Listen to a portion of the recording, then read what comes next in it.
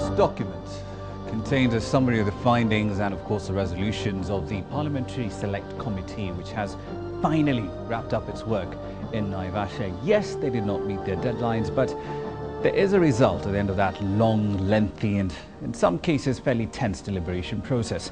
Here's one particular aspect of it. Constitution making is a very delicate process that is bound to excite contending passions. So sometimes when you've witnessed us caucusing, it was with a view of developing consensus. Not my words, but those of the chairman, Mohammed Abu Kadir, the chairperson of the Parliamentary Select Committee. The big question at this point, however, is yes, they have a document. Tentatively, it's known as the Naivasha draft. But is it something you want? Is it something that you would like to become the constitution of this particular republic? That's a question we're going to be examining in detail right here on NewsNight in the course of the next couple of hours. However, before we get into that, here's what's coming up in the news with KTN's Beatrice Marshall. Many thanks indeed, Ramanyang. Indeed, the draft constitution, is it something the Kenyan public wants? Ramanyang will be discussing that topic right after this, but first, the headlines. Deal on constitution as Naivasha retreat comes to a close. You cannot visit our regions until and unless you remove this indemnity law. Law shielding security forces from prosecution haunts Kenya 40 years later. Disquiet in the police force over unpaid allowances. And Rift Valley Railways gets a last chance, but will they deliver? Yes, indeed. Thank you very much for that, Marshall. Now, of course, in the past we have given you the big question at this particular point in time. Tonight, however, we won't. This is a developing story in the real sense of the word. The information we have in our hands is, in the real sense of it, just a few hours old. So we're going to let you digest it first before we fire off the big question at you. It's going to come slightly around 9:05, give or take a couple of minutes on either side. Right now, though, let me introduce you to my guests tonight. Some of them, most of them really, you'll be familiar with rather intimately at that. Starting on my immediate right, a man who was a part of the first Kibaki administration. Right now, though, technically, you're not exactly in government, are you?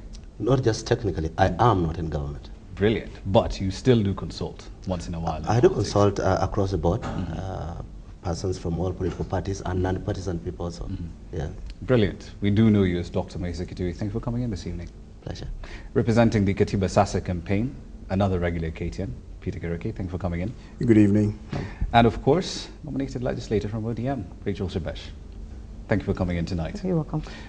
We're here to focus on one particular issue that has caused quite a bit of chaos in the talks in Naivasha tonight. Devolution. Devolution of power, devolution of resources. And that has caused quite a bit of chaos, or contention, as it were, on both sides of the political divide. Let's start with you, Peter. Your thoughts on what you've seen coming out of Naivasha. First, Rama, a couple of thoughts. What has come out of Naivasha, we must also realize, is but recommendations from one of the organs within the review process. And so we should not, as Kenyans, feel as though we are now completely in an impasse of sorts. No, we're locked down completely. No, we are not. Devolution was and it still is a very contentious issue. We still think that it is an area that requires a little bit more thought. But we have a comment the PSC for attempting to break that deadlock in terms of bridging the views, and I think that attempt is telling Kenyans that consensus building is actually possible on any one of these sticky issues. Let's come to you, Dr. Kitui. I read this summary, and the chairman of the PSC says constituencies will be fixed at a maximum of 349. And 80 additional elective constituencies will be put up. 47 will be special elective seats for women, 1 per county, and 12 nominated seats. Now, on the face of it, this looks fairly straightforward, but given the torturous negotiations, it doesn't seem it was. Why? Okay, a number of things. The biggest gain about Naivasha is that there is consensus, and that politicians from different parties and lines have been able to bestride the positions of their parties to reduce the tensions in our society and bring the constitution-making process closer to conclusion. But it's a part of the crisis which informs anxieties about devolution or any other chapter, any other component of the constitution-making, is that we have gone through the process of making a constitution without a shared sense of destination. We have not defined what kind of society we want, and to have a constitution that reflects the movement towards that society. No, the planning is messed up. That's a very substantial problem. What we have, it started since Bomas, really, cut and paste. You want this, I want the other, compromise, cut a bit of what you want and cut a bit of what I wanted. The mongrel that comes out is a very strange kind of animal. But you know, if there's any contention, it's actually the battle of what kind of devolution we're talking about. Our position I've always held is that Kenya should define not just the idea of having as many people as possible participating in the political bureaucracy. I think we should say, how can we have an efficient, lean government, reduce the cost of political bureaucracy, invest in knowledge economy, invest in infrastructure to empower people, to create wealth, to create employment, and to create a prosperous society. This would seem like we're heading towards the era of big government. My problem, if there's a thing I don't like about the Naivasha Accord, is that to create an over-bloated political class paid by the taxpayer takes money away from areas that will have more positive impact on wealth creation and prosperity for the country. I don't think that we needed so many members of parliament.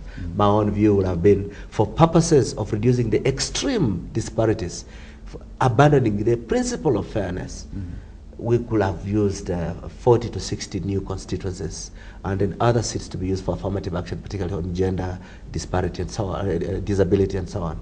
But to create more than 290 constituencies for elected members of parliament, even just the ability to accommodate so many, even Nairobi will feel it. Yeah, I don't think that's a very good idea. Honorable Shibash. First of all, let me say that this process has been there for a long time. We must not pretend that we've just begun this debate.